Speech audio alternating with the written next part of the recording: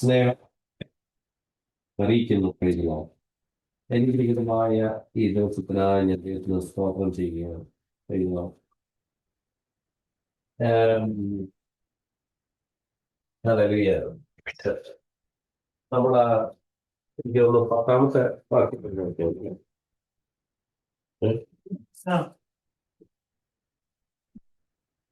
അത് 11ാമത്തെ വാക്യം. സഹോദരന്മാരെ, ഞാൻ അറിയിച്ച സുവിശേഷം അത് ഞാൻ സംസാരിച്ചത്.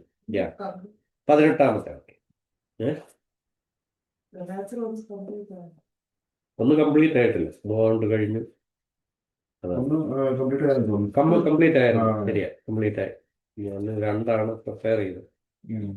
അതുകൊണ്ട് കഴിഞ്ഞിട്ട് അത് കഴിഞ്ഞിട്ട് പിന്നീട് നമ്മൾ ഫെഫാവിലെ 2ാമത്തെ അധ്യായത്തിൽ പ്രൈസ് ലോ 2ാമത്തെ അധ്യായം. 14 ആണ്ട് കഴിഞ്ഞിട്ട് ഞാൻ ബർന്നബാസുമായി തീത്തോസിനെയും കൂട്ടിക്കൊണ്ട് വീണ്ടും യെരുശലേമിലേക്ക് പോയി.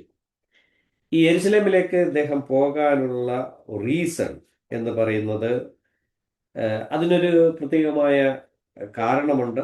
ആ കാരണമാണ് നമ്മൾ ഈ അധ്യായത്തിൽ നമ്മൾ ദർശിക്കാനായിട്ട് തുടങ്ങുന്നത്. യഥാർത്ഥത്തിൽ ഗലാത്യ സഭയുമായിട്ട് ബന്ധപ്പെട്ട് ഗലാത്യ സഭയിലെ വർണ്ണവിവേചനം, അതിനെയൊക്കെ ഡീൽ ചെയ്യുന്ന ക്രൂഷ്യലായിട്ടുള്ള തിയോളജിയുമൊക്കെ, എന്താ പറയുന്നത്, അതിൻ്റെ ക്ലാരിറ്റി ഒക്കെ ഉണ്ടാകുന്നു. ഒരുപക്ഷെ ലേറ്റർ സ്റ്റേജിൽ സഭയുടെ തിയോളജിയുടെ ക്ലാരിറ്റി കിടക്കുന്ന ഒരു ചാപ്റ്ററും കൂടെയാണ് ഈ ഗലാത്യ ലേഖനത്തിലെ ഈ 2ാമത്തെ അധ്യായം എന്ന് പറയുന്നത്. വളരെ ഇമ്പോർട്ടൻ്റ് ആയിട്ടുള്ള ഒരു ചാപ്റ്ററാണ് ക്രിസ്ത്യൻ സഭയ്ക്ക് ഈ ഗലാത്യ ലേഖനത്തിലെ ഈ 2ാമത്തെ അധ്യായം. Very very important. പ്രൈസ്. തിയോളജിയുടെ പൂർണ്ണമായ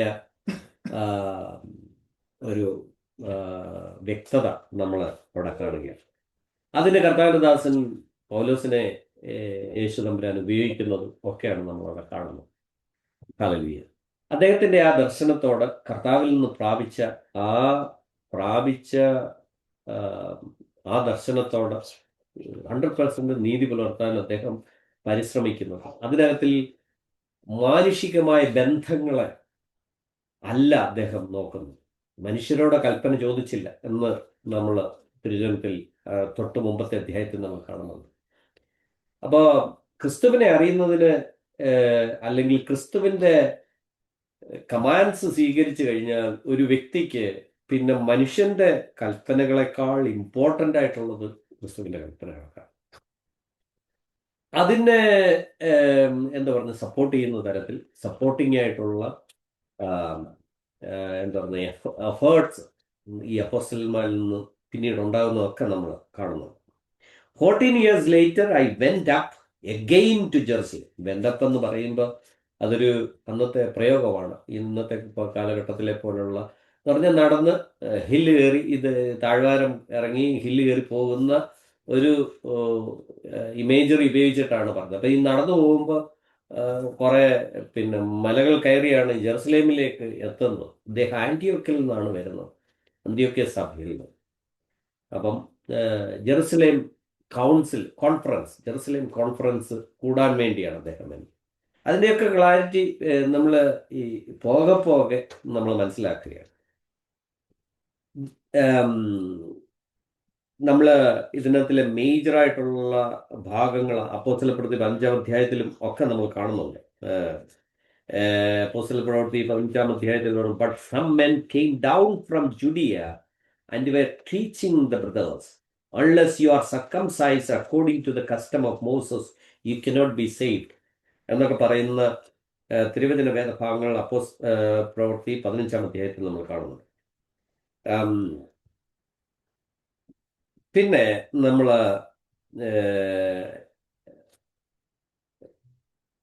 ഇദ്ദേഹം 14 ആണ്ട് കഴിഞ്ഞിട്ട് ഞാൻ ബർന്നബാസുമായി തീത്തോസിനെയും കൂട്ടിക്കൊണ്ട് വീണ്ടും യെരുശലേമിലേക്ക് പോയി എന്നാണ് പറയുന്നത്. ഈ ബർന്നബാസ് എന്ന് പറയുന്നത് കുപ്രോസുകാരനായ ലേവി കുടുംബത്തിൽ നിന്ന് രക്ഷിക്കപ്പെട്ട ഒരു കർത്താവിൻ്റെ ദാസനാണെന്ന് അപ്പോസ്തലപ്രവൃത്തി 4:36 വായിക്കുമ്പോൾ നമുക്ക് മനസ്സിലാക്കാനായിട്ട് സാധിക്കും. കുപ്രോസുകാരനായ ലേവി കുടുംബത്തിൽപ്പെട്ട ഒരു കർത്താവിൻ്റെ ദാസനായിരുന്നു ബർണബാസ്. അദ്ദേഹം രക്ഷിക്കപ്പെട്ട് യെരുശലേം സഭയോട് ചേരുകയും യെരുശലേം സഭ അദ്ദേഹത്തെ അന്ത്യോക്യയിലെ സഭയുടെ ചുമതലയൊക്കെ ഏൽപ്പിച്ച് അയക്കുകയാണ്. അങ്ങനെ അന്ത്യോക്യ സഭയുടെ സ്പോൺസേഡ് മിഷനറിയാണ് പൗലോസ് എന്നാണ് നമ്മൾ തിരുവചനം പഠിക്കുമ്പോൾ നമുക്ക് മനസ്സിലാക്കാനായിട്ട് സാധിക്കും. Barnabas figured in 3 of Paul's trips to Jerusalem. First, when he was not afraid to stand up for Paul. പോളിന്റെ കൂടെ കട്ടയ്ക്ക് ബർണബാസ് നിന്നിട്ടുണ്ട്. പൗലോസിന്റെ കൺവേർഷനെ ഒക്കെ ന്യായീകരിച്ചുകൊണ്ട് അദ്ദേഹം യഥാർത്ഥമായി രക്ഷിക്കപ്പെട്ട ഒരാളാണെന്നും ഒക്കെ പറയുന്നുണ്ട്. അപ്പോസ്തലപ്രവൃത്തി 9:27 നമ്മൾ കാണുന്നുണ്ട്. But Barnabas took him and brought him to the apostles and declared to them how on the road he had seen the Lord who spoke to him, and how at Damascus he had preached boldly in the name of Jesus. അങ്ങനെ നമ്മൾ Barnabas അദ്ദേഹത്തിൻ്റെ കൺവേർഷനെയൊക്കെ support ചെയ്ത് അദ്ദേഹത്തെ കൂട്ടിക്കൊണ്ട് ജെറുസലേമിലേക്ക് പോകുന്നു നമുക്ക് നമ്മൾ വായിക്കുന്നുണ്ട്. അപ്പോസ്തലപ്രവൃത്തി 9:27 വായിച്ചു. ബർന്നബാസും അവനെ കൂട്ടി അപ്പോസ്തലന്മാരുടെ അടുക്കൽ കൊണ്ടുചെന്ന് അവൻ വഴിയിൽ വെച്ച് കർത്താവിനെ കണ്ടതും കർത്താവ് അവനോട് സംസാരിച്ചതും ദമസ്കോസിൽ അവൻ യേശുവിന്റെ നാമത്തിൽ. അപ്പൊ ബർന്നബാസ് പൗലോസിന്റെ ഏറ്റവും അടുത്ത ഒരു സുഹൃത്തും ഒക്കെ ആയിരുന്നു. സെക്കൻഡ്, ഈ പൈസ കളക്ട് ചെയ്ത് ഫാമിൻ വന്നപ്പം പൈസ കളക്ട് ചെയ്ത് ഇവർ പോകുന്നത് നമ്മൾ കാണുന്നുണ്ട്. അപ്പോസ്തലപ്രവൃത്തി 11:29. അത് രണ്ടാമത്തെ വിസിറ്റില് പൗലോസിന്റെ കൂടെ ബർണബാസ് സഹായിയായിട്ടുണ്ടായിരുന്നതാണ്. 11-ാം അധ്യായം 29-30 വാക്യങ്ങൾ അപ്പോസ്തലപ്രവൃത്തി. അപ്പോൾ യഹൂദയിൽ പാർക്കുന്ന സഹോദരന്മാരുടെ ഉദവിക്കായി ശിഷ്യന്മാർ ഓരോരുത്തരും പ്രാപ്തി പോലെ കൊടുത്തയക്കുവാൻ നിശ്ചയിച്ചു. അവർ അത് നടത്തി ബർന്നബാസിന്റെയും ശൗലിന്റെയും കയ്യിൽ മൂപ്പന്മാർക്ക് കൊടുത്തയച്ചു. അപ്പൊ ഈ ആദ്യ രണ്ടാമത്തെ ബർന്നബാസുമായിട്ടുള്ള അദ്ദേഹത്തിന്റെ അവിടെ പോയ മീറ്റിംഗ് ആണ് ഇത്. തേർഡ് ടൈമില് ഈ സംഭവം തേർഡ് ടൈമിൽ ഉണ്ടാകുകയാണ്. ജെറുസലേം കോൺഫറൻസിന് വെച്ചാണ് അത് സംഭവിക്കുന്നത്. അതിനകത്തിലെ മേജർ ഇഷ്യൂ എന്ന് പറഞ്ഞാൽ ജെൻഡൈൽ ക്വസ്റ്റ്യൻ ആണ്. ഒരു ജെൻഡൈൽ ക്വസ്റ്റ്യനെ ഡീൽ ചെയ്യാൻ വേണ്ടിയാണ് പോകുന്നത്. The mention of Barnabas then does not help to identify which trip this is. It was appropriate for Barnabas to participate in the Jerusalem conference because Barnabas had been involved in evangelizing the Gentiles from almost the beginning. At the Antioch church and then on the first missionary journey with Paul, Barnabas could testify firsthand what God was doing among the Gentiles. അപ്പം ഇതായിരുന്നു പശ്ചാത്തലം. ബർന്നബാസിനെ അന്ത്യോക്യയിലെ ചർച്ചിന്റെ ആളായിട്ട് വിടുന്നു. അവിടുത്തെ അദ്ദേഹത്തിന്റെ mission, അദ്ദേഹത്തിന്റെ കൂടെ Gentile മിഷന് വേണ്ടി ഹെൽപ്പ് ചെയ്തിരുന്ന ആളാണ് പോള്.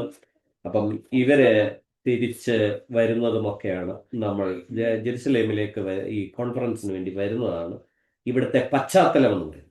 ഞാനൊരു വെളിപ്പാടനുസരിച്ചത്രേ പോയത്.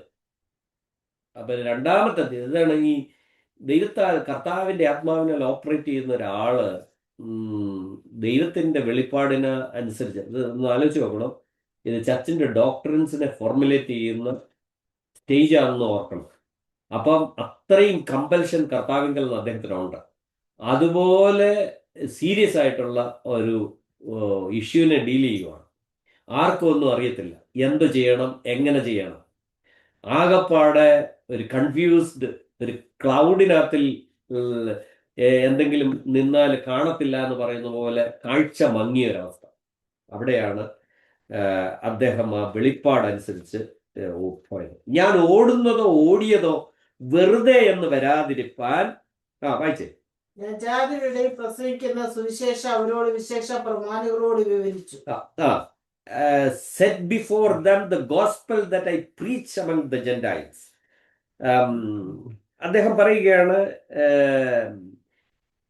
ഞാൻ ഓടുന്നതോ ഓടിയതോ വെറുതെ എന്ന് വരാതിരിപ്പാൻ ഞാൻ ജാതികളുടെ ഇടയിൽ പ്രസംഗിക്കുന്ന സുവിശേഷം അവരോട് വിശേഷാൽ പ്രമാണികളോട് വിവരിച്ചു. അപ്പൊ ഇതെന്തുവാ? സുവിശേഷത്തിനകത്തിലെ കൃത്യത അദ്ദേഹം പറയുകയാണ്. ഞാൻ പറയുന്ന ഇതാണ്. അപ്പം അതിനകത്തിലെ ഹെറസിയോ എന്തെങ്കിലും ഉണ്ടോ എന്ന് നിങ്ങൾ പരിശോധിക്കും. അപ്പം ഈ അപ്പോസ്തലന്മാരുടെ എല്ലാം ഗ്രൂപ്പാണ്, അവരുടെ ഒരു കോൺഫറൻസ് നടക്കുകയാണ്. അപ്പോസ്തലന്മാരുടെ കോൺഫറൻസിനകത്തിൽ ഇദ്ദേഹം അന്ത്യോക്യ ചർച്ചിനെ റെപ്രസെന്റ് ചെയ്ത് ബർണബാസും ടൈറ്റസും പോളും കൂടെ പോകുകയാണ്. അപ്പൊ അവരോട് ഈ കാര്യങ്ങളെല്ലാം റിപ്പോർട്ട് കൊടുക്കുകയാണ്, പ്രമാണികളോട് വിവരിച്ചു. എന്റെ കൂടെയുള്ള തീത്തോസ് യവനെങ്കിലും പരിച്ഛേദന ഏൽപ്പാൻ അവനെ ആരും നിർബന്ധിച്ചില്ല. അപ്പൊ ഈ പിന്നെ എന്താ പറയുന്നത്, ഇതിനകത്തിലെ വിക്റ്റിമായിട്ടൊരാളാണ് ആരാ? തീത്തോസ്. തീത്തോസ് ജന്റയിലെ യവനനായ മനുഷ്യൻ. ആ മനുഷ്യൻ സർക്കംസൈസ് ചെയ്യപ്പെട്ടിട്ടില്ല. പക്ഷെ അദ്ദേഹത്തിന്റെ മേളിലുള്ള കമ്പൽഷൻ എന്ന് പറഞ്ഞാൽ, നീ എന്തോ ചെയ്യണം, പരിച്ഛേദന ഏറ്റാലേ നിത്യജീവനിലേക്ക് നടക്കത്തുള്ളൂ, അല്ലെങ്കിൽ യേശുവിന്റെ രക്ഷയുടെ പൂർത്തീകരണം എന്നാലേ നടക്കത്തുള്ളൂ എന്ന് ഈ പിന്നെ ആൾക്കാർ വന്ന് പഠിപ്പിക്കാൻ തുടങ്ങുക. സഭയ്ക്കകത്തില് വന്ന് ഭയങ്കരമായ നിർബന്ധം ഉണ്ടാവുക. അപ്പം അങ്ങനെയുള്ള ഉപദേഷ്ടാക്കന്മാർ, കള്ള ഉപദേഷ്ടാക്കന്മാർ അവര് വരിക. അവരുടെ കുറ്റമല്ലായിരിക്കാം, അവർക്ക് അവരുടെ ഉള്ളിലെ കൺവിക്ഷനാണ് എന്തുവാ, യഹോവയുടെ കൽപ്പനയായ പരിച്ഛേദന അത് നമ്മൾ ഒരു കാലത്തും ഒഴിവാക്കാൻ പാടില്ല. ഒന്ന് ആലോചിക്കണം, യഹോവയുടെ കൽപ്പനയാണ്. നമ്മളിപ്പോ ഈ പലതിനകത്തിലും ഒബ്സസ്ഡ് ആയി. ഒത്തിരി കാര്യങ്ങൾ നമുക്ക് ഒബ്സഷൻ ഉണ്ടല്ലോ, അല്ലേ? അതുണ്ടെങ്കിലേ അയ്യോ കർത്താവ് പ്രസാദിക്കത്തുള്ളൂ. ഈ ഒബ്സഷനുകളെയാണ് നമ്മൾ നഖശികാന്തം എതിർക്കേണ്ടതും അതിനെ തൂത്തുകളയണം. ഇല്ല എങ്കിൽ കർത്താവിന്റെ ഹൃദയം വേദനിക്കും. ഇവിടുത്തെ ഏറ്റവും പ്രധാനപ്പെട്ട ഇമ്പോർട്ടൻ്റ് ആയിട്ടുള്ള അതാണ് ഞാൻ പിന്നെ എന്തുവാ പറയുന്നത്, ആണ്ടർതിക്ക് 12 മണിക്ക് ഇരുന്ന് കർത്താവിനെ സ്തുതിക്കുന്ന പരിപാടിയൊക്കെ ഒഴിവാക്കണമെന്ന് പറയുന്നതിന്റെ ഇമ്പോർട്ടൻ്റ് ആയിട്ടുള്ള കാര്യം ഇതാണ്. നമ്മൾ ഒബ്സസ്ഡ് ആവുകയാണ്, ഒരു കാര്യത്തോടെ നമ്മൾ ഒബ്സസ്ഡ് ആവുകയാണ്. അതിലും ഏറ്റവും ഇമ്പോർട്ടൻ്റ് ആണ് സർക്കംസിഷൻ. യഹോവ സ്ഥാപിച്ചതാണ്. ആ യഹോവ സ്ഥാപിച്ച സർക്കംസിഷനെ ആണ് ഇവിടുത്തെ പ്രശ്നം. അത് ചെയ്താൽ എന്ത് കുഴപ്പം എന്നുള്ളത് ചോദ്യം. പത്രോസ് അടക്കം അതിന് ന്യായീകരിച്ചുകൊണ്ട് നിൽക്കുന്ന ഒരു സ്റ്റേജാണെന്ന് ഓർക്കണം. അതാണ് നമ്മൾ കാണാൻ പോകുന്നത്. ഇവിടെ പറയുകയാണ്, വിശേഷാൽ പ്രമാണികളോട് വിവരിച്ചു. എന്റെ കൂടെയുള്ള തീത്തോസ് യവനെങ്കിലും പരിച്ഛേദന ഏൽപ്പാൻ അവനെ ആരും നിർബന്ധിച്ചില്ല. ഹല്ലേലൂയ. അതോ നുഴഞ്ഞു വന്ന കള്ളസഹോദരന്മാർ നിമിത്തമായിരുന്നു. അവർ നമ്മെ അടിമപ്പെടുത്തേണ്ടതിന് ക്രിസ്തുവേശുവിൽ നമുക്കുള്ള സ്വാതന്ത്ര്യം ഉറ്റുനോക്കുവാൻ നുഴഞ്ഞു വന്നിരുന്നു. വീണ്ടും ശത്രുവിന് അടിമപ്പെടുത്തുക എന്ന് പറഞ്ഞ ചില ആചാരങ്ങൾക്ക് നുഖത്തിന്റെ കീഴിലോട്ട് നമ്മളെ കൊണ്ട് കയറ്റി വെക്കുക. എനിക്ക് പിന്നെ ഓർമ്മ വരുന്ന 12 മണി നമ്മളെ അടിമപ്പെടുത്തുക. എന്തേലും റീസൺ ഉണ്ടായിട്ടാണോ? നമുക്ക് കർത്താവ് വരുത്തിയ സ്വാതന്ത്ര്യമാണ്, ഭയങ്കര വലിയ സ്വാതന്ത്ര്യമാണ്. ആ സ്വാതന്ത്ര്യത്തെ അടിമപ്പെടുത്തുക. നമുക്ക് പിന്നെ ഓൾ നൈറ്റ് പ്രയറിന്, ഏതെങ്കിലും ഓൾ നൈറ്റ് പ്രയറിന് പ്രാർത്ഥിക്കുന്നത് ഏറ്റവും അനുഗ്രഹമാണ്. പക്ഷെ നമ്മളോട് പറയുക സ്പെഷ്യൽ ടൈമിൽ നമ്മൾ അത് ചെയ്യണമെന്ന്. നമ്മളെ കൊണ്ട് നിർബന്ധിക്കുക, നമ്മളെ ആ ശത്രു അടിമപ്പെടുത്തുക വീണ്ടും.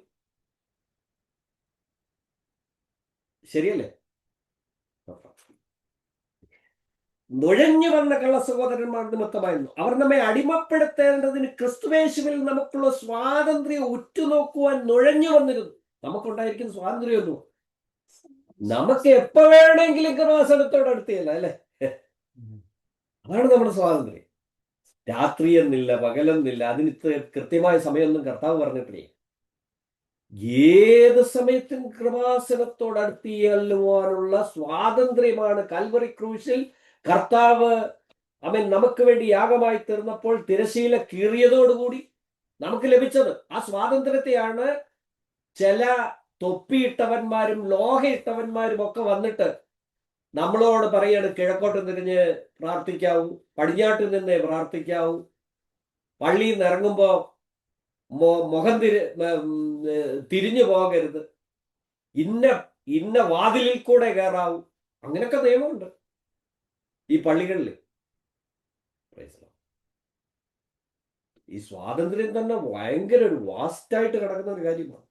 അതാണ് പറയുന്നത്, അവർ നമ്മെ അടിമപ്പെടുത്തേണ്ടത് വന്നിരുന്നു. സുവിശേഷത്തിന്റെ സത്യം നിങ്ങളോട് കൂടെ നിലനിൽക്കേണ്ടത് ഞങ്ങൾ അവർക്ക് ഒരു നാഴിക പോലും വഴങ്ങിക്കൊടുത്തില്ല. സുവിശേഷത്തിന്റെ സത്യം നിങ്ങളോട് കൂടെ നിലനിൽക്കേണ്ടതിന് ഒരു നാഴിക പോലും ഞങ്ങൾ എന്തോ ചെയ്തില്ല. ഈ ഇങ്ങനെയുള്ള കാര്യങ്ങൾ നമ്മളുടെ വചനത്തിന് എതിരായിട്ട് ആരെങ്കിലും വന്നാൽ അതിന് വഴങ്ങി, ഇനി ഏത് ബലിതമ്പുരാനാന്ന് പറഞ്ഞാലും വഴങ്ങി കൊടുക്കേണ്ട കാര്യമില്ല. നോ പറയണം, വചനത്തിലില്ല. എന്നെ ഇനിയും ഈ ശത്രുവിന്റെ നുഖത്തിന്റെ കീഴിലേക്ക് നീ കൊണ്ടുവന്ന് കെട്ടാൻ ഞാൻ സമ്മതിക്കത്തില്ല. I do have A great freedom in Christ Jesus. അത് പറയാനുള്ള അന്ന് ആ കർത്താവിന്റെ ദാസനെ കർത്താവ് എഴുന്നേൽപ്പിക്കുക. അതാണ് നമ്മൾ ചിന്തിക്കുന്നത്. ഹല്ലേലൂയ. സുവിശേഷത്തിന്റെ സത്യം നിങ്ങളോടുകൂടെ നിലനിൽക്കേണ്ടത് ഞങ്ങൾ അവർക്ക് ഒരു നാഴിക പോലും വഴങ്ങിക്കൊടുത്തില്ല. അത്രയും ഭയങ്കര ആർഗ്യുമെന്റും അത്രയും വലിയ സ്ട്രഗിളും ഉണ്ടായിരുന്നു. എന്നാ പോട്ടെ, ഈ ഇവന്മാർ പറയുന്നില്ലേ, ഇദ്ദേഹത്തിന് ചിലപ്പോ പൈസ കൊടുക്കുന്നവരും ഒക്കെ ആയിരിക്കാം. അതൊന്നും വിഷയമല്ല. നിങ്ങളുടെ മെയിൻ സ്പോൺസർ പറയുന്ന ഒരു കാര്യത്തിന് കർത്താവിന്റെ വചനത്തിന് ഡൈല്യൂട്ട് ചെയ്യേണ്ട കാര്യമില്ല, ഒരിക്കലും ചെയ്യാൻ പാടില്ല. നിങ്ങളുടെ പ്രൊവിഷൻ വരുന്ന കർത്താവിൽ നിന്നാണ്. നിങ്ങളുടെ മെയിൻ സ്പോൺസർ നിങ്ങളെ തള്ളിക്കളയുമായിരിക്കും, വേറെ സ്പോൺസറെ എഴുന്നേൽപ്പിക്കാൻ കർത്താവിന് കഴിയും. അതാണ് ദൈവം. വല്ലവരുടെ മുഖം നോക്കി നിങ്ങൾ വചനത്തെ ഡൈല്യൂട്ട് ചെയ്താൽ, ഒരുപക്ഷെ നിങ്ങളുടെ ഏറ്റവും വലിയ സീനിയർ ആയിട്ടുള്ള ഉപദേശകൻ, ചിലപ്പോൾ പത്രോസ് തന്നെ അവിടെ നിന്നിട്ട് പറയുന്ന കുഴപ്പമില്ല, ചെയ്തോ, സർക്കംസിഷൻ ചെയ്തോളാൻ കൂട്ടു നിൽക്കുക. അത്രയും വലിയ ബിഗ് ഷോട്ട്, സഭയുടെ ഉന്നതൻ, അദ്ദേഹത്തെയാണ് കർത്താവ് കീ ഒക്കെ ഏൽപ്പിച്ചിട്ട് പോയത്. അവിടെ പത്രോസിന് പോലും കുഴപ്പമില്ല, പിന്നെ നിങ്ങൾക്കാണോ കുഴപ്പം? അവിടെയാണ് അദ്ദേഹം ആർഗ്യൂ ചെയ്യുന്നത്, ഒരു നാഴിക പോലും വഴങ്ങിക്കൊടുത്തില്ലെന്ന്. അതാണ് ഈ റെവലേഷൻ കിട്ടിയവന്റെ മേളിൽ ഒരു ഭയങ്കരമായ ഒരു ഫോഴ്സ് ഉണ്ട്. ഇത് നടപ്പാക്കാൻ, ഇത് ഇംപ്ലിമെന്റ് ചെയ്യുക. അതാണ് തിരുവനന്തപുരത്ത് നമ്മൾ കാണുന്നത്. ഒരു നാഴിക പോലും വഴങ്ങിക്കൊടുത്തില്ല. പ്രമാണികളായവരോ അവർ പണ്ട് എങ്ങനെയുള്ളവരായിരുന്നാലും എനിക്കേതുമില്ല. കണ്ടോ, പ്രമാണികൾക്ക് എന്തോ നമ്മൾ വിചാരിക്കും PhD ഉണ്ട്, അതുണ്ട്, ഇതുണ്ട്, മറ്റേ എല്ലാവിധമായ അതിനകത്തിലെ അതോറിറ്റി അദ്ദേഹമാണ്, അല്ലെങ്കിൽ അയാളാണ് അതിനകത്തിലെ എല്ലാം പഠിച്ചു വെച്ചേക്കുന്നത്. പറഞ്ഞു കഴിഞ്ഞാൽ അദ്ദേഹത്തിന്റെ വാക്കിന് അപ്പുറമില്ല. പക്ഷെ അദ്ദേഹം പറയുന്നു, കർത്താവ് എന്നോട് പറയുന്നു ഇങ്ങനെ, പ്രമാണികളോട് എന്തോ വഴങ്ങുന്നില്ല. ഈ കർത്താവ് കൽപ്പിക്കുന്ന ഒരു കാര്യം, അത് ഇത് നമ്മള് പിന്നെ ദൈവവചന പ്രകാരം ഉള്ളതിനെ കൂട്ടിവയ്ക്കാവും. ഇത് വചനം ഡോക്ടറിൻ ഇവിടെ തെളിയിക്കപ്പെടുന്ന, അല്ലെങ്കിൽ അത് എസ്റ്റാബ്ലിഷ് ചെയ്യുന്ന ഒരു കാലഘട്ടമാണ് ഈ സമയം എന്ന് ഓർക്കണം. പത്രോസൊക്കെ പത്രോസിനൊക്കെ അറിയാം, പക്ഷെ പത്രോസ് കണ്ണടച്ചു പോയി. എന്ന് പറഞ്ഞാൽ ലോല ഹൃദയനായിരിക്കാം പത്രോസ്, പക്ഷെ അദ്ദേഹം അത് വഴങ്ങിക്കൊടുക്കുക. ആ കൊടുക്കുന്ന സമയത്താണ് ഈ കർത്താവിദാസൻ എഴുന്നേറ്റ് വന്നത്. ഇല്ലായിരുന്നെങ്കിൽ മുസ്ലിങ്ങളെ പോലെ നമ്മൾ ഓരോരുത്തരും ഈ സർക്കംസിഷൻ ചെയ്യേണ്ടി വന്നത്. അതായിരുന്നു സ്ഥിതി. അപ്പൊ പ്രമാണികളായരോ അവർ പണ്ട് എങ്ങനെയുള്ളവരായിരുന്നാലും എനിക്ക് ഏതുമില്ല. ദൈവം മനുഷ്യന്റെ മുഖം നോക്കുന്നില്ല. പ്രമാണികൾ എനിക്ക് ഒന്നും ഗ്രഹിപ്പിച്ചു തന്നിട്ടില്ല. ഈ പ്രമാണികളുടെ ഇൻഫ്ലുവൻസിൽ നമ്മളൊക്കെ ചീറ്റ് ചെയ്യപ്പെടുന്ന ഒത്തിരി സന്ദർഭങ്ങളുണ്ട്. ഈ വചനമൊക്കെ വായിക്കുമ്പോൾ നമ്മൾ ഓർത്തോണം, പ്രമാണികളോ നിങ്ങളെ സ്പോൺസർ ചെയ്യുന്നവരോ നിങ്ങളുടെ ഏറ്റവും ഈ വചനവുമായിട്ട് വരുമ്പോൾ അവിടെ ഡൈല്യൂട്ട് ചെയ്യുന്നവരെ ഒരു കാരണവശാലും പ്രോത്സാഹിപ്പിക്കുക. വചനത്തിന്റെ കാര്യം അവിടെ നമ്മൾ നോ പറയേണ്ടത് നോ പറയണം. അതിന് കഴിഞ്ഞില്ല എങ്കിൽ നമ്മളോട് കർത്താവ് ചോദിക്കും. നമ്മളും കർത്താവുമായിട്ടുള്ള ബന്ധത്തിലാണ് അതിന് വ്യത്യാസം വരും. അവരോട് ദൈവം ഓൾറെഡി പിണങ്ങിയിരിക്കുക, അല്ലെങ്കിൽ അവരെ കർത്താവ് തിരിച്ചു കൊണ്ടുവരികയായിരിക്കും ഏതെങ്കിലും വഴി കൂടെ. കർത്താവിൻ്റെ എല്ലാവരെയും തിരിച്ചു കൊണ്ടുവരിക എന്നുള്ളതാണല്ലോ ആ കർത്താവിൻ്റെ ആഗ്രഹം. പക്ഷെ നമ്മൾ വിചാരിക്കേണ്ട ഒരു കാര്യം, ദൈവത്തിന് കർത്താവിൻ്റെ ഹൃദയം മുറിയുന്ന ഒരു കാര്യം എന്നിൽ നിന്നുണ്ടാകും. ഹല്ലേലൂയ. എന്നിട്ട് പ്രമാണികളായാലും അവർ പണ്ട് എങ്ങനെയുള്ളവരായിരുന്നാലും എനിക്ക് ഏതുമില്ല. ദൈവം മനുഷ്യന്റെ there is no difference to me എന്നാ പറഞ്ഞത്. they were makes no difference to me, whatever they were make no difference to me. എന്നെ സംബന്ധിച്ച് അതൊരു പ്രശ്നമേ അല്ല. Great or small, simply has no bearing on the truth of his gospel. Hallelujah. അതാണ് അദ്ദേഹം പറയുന്നത്. And he is not expressing disrespect toward the Jerusalem leaders. He is merely rejecting human appraisals of importance. മാനുഷികമായ പുകഴ്ചകളെ അദ്ദേഹം negate ചെയ്യുകയാണ്, തള്ളിക്കളയാണ്. കർത്താവിൻ്റെ വചനത്തിനാണ് പ്രാധാന്യം. കർത്താവിൻ്റെ നിലപാടുകൾ, ആ നിലപാടുകളിൽ ഞാനും ഉണ്ടായിരിക്കണം. അതാണ് അദ്ദേഹത്തിൻ്റെ ലക്ഷ്യമെന്ന് പറയുന്നത്. God does not judge by external appearance. മനുഷ്യന്റെ മുഖം നോക്കിയിട്ടല്ല ദൈവം തീരുമാനിക്കുന്നത്. മനുഷ്യന്റെ മുഖം, അയ്യോ ഇന്ന ആളെ കണ്ടിട്ട് ഒരു എന്താ പറയുന്നത്, നല്ല ആളാണ് എന്നാ അദ്ദേഹം പറയുന്നതെല്ലാം അങ്ങ് വിശ്വസിച്ചേക്കാം, അല്ലെങ്കിൽ കേട്ടേക്കാം. അങ്ങനെയല്ല കർത്താവിൻ്റെ ടേംസ് എന്ന് പറയുന്നത്. This is to be explained in terms of the respectful oriental greetings in which one humbly turns one's face to the ground or sinks to the earth. If the person greeted thus raises the face of the man, this is a sign of recognition and esteem. God does not judge by external appearance. Hallelujah. എന്നിട്ട് മുഖം നോക്കുന്നില്ല, പ്രമാണികൾ എനിക്കൊന്നും ഗ്രഹിപ്പിച്ചു തന്നിട്ടില്ല, നേരെ മറിച്ച് പരിച്ഛേദനയുടെ അപ്പോസ്തലത്വത്തിനായി പത്രോസിനോടുകൂടെ വ്യാപരിച്ചവൻ ജാതികൾക്കായി എന്നോട് കൂടെയും വ്യാപരിച്ചതുകൊണ്ട് പത്രോസിന് പരിച്ഛേദനക്കാരുടെ ഇടയിലെ സുവിശേഷ ഘോഷണം എന്ന പോലെ എനിക്ക് അഗ്രചർമ്മക്കാരുടെ ഇടയിലെ സുവിശേഷ ഘോഷണം പരമേൽപ്പിച്ചിരിക്കുന്നു എന്ന് കണ്ടു. എനിക്ക് ലഭിച്ച കൃപ അറിഞ്ഞും കൊണ്ട് തൂണുകളായി എണ്ണപ്പെട്ടിരുന്ന യാക്കോബും കേഫാവും യോഹന്നാനും ഞങ്ങൾ ജാതിയുടെ ഇടയിലും അവർ പരിച്ഛേദനക്കാരുടെ ഇടയിൽ സുവിശേഷം അറിയിക്കുവാൻ തക്കണം എനിക്കും ബർന്നബാസിനും കൂട്ടായ്മയുടെ വലം കൈ തന്നു. ദരിദ്രരെ ഞങ്ങൾ ഓർത്തുകൊണ്ടണം എന്ന് മാത്രം അവർ പറഞ്ഞു. അങ്ങനെ ചെയ്യുവാൻ ഞാൻ ഉത്സാഹിച്ചു മരിക്കുന്നു. അപ്പൊ ഈ ഒരു കാര്യം കൃത്യമായിട്ട് കേഫാവിനും യോഹന്നാനും യാക്കോബിനും അറിയാം അല്ലേ? ഇവരെ അയച്ചേക്കുന്നത് ഇവരാണ്. Praise the Lord. പക്ഷെ ചില സാഹചര്യങ്ങളിൽ ഈവൻ പത്രോസിന് വരെ വഴങ്ങിക്കൊടുക്കേണ്ടി വരിക. ഇതാണ് മനുഷ്യന്റെ കമ്പൽഷൻ എന്ന് പറഞ്ഞാൽ. മനുഷ്യന്റെയും സിസ്റ്റത്തിന്റെയും കൂടെ നിൽക്കുന്നവരുടെയും കമ്പൽഷൻ എന്ന് പറഞ്ഞാൽ അത്ര വലുതാണ്. നമ്മൾ ആലോചിച്ച് നോക്കണം. Praise the Lord. അവിടെയാണ് ദൈവകൃപയിൽ മാത്രമേ ചില സമയത്ത് നോ പറയാൻ നമുക്ക് സാധിക്കത്തുള്ളൂ.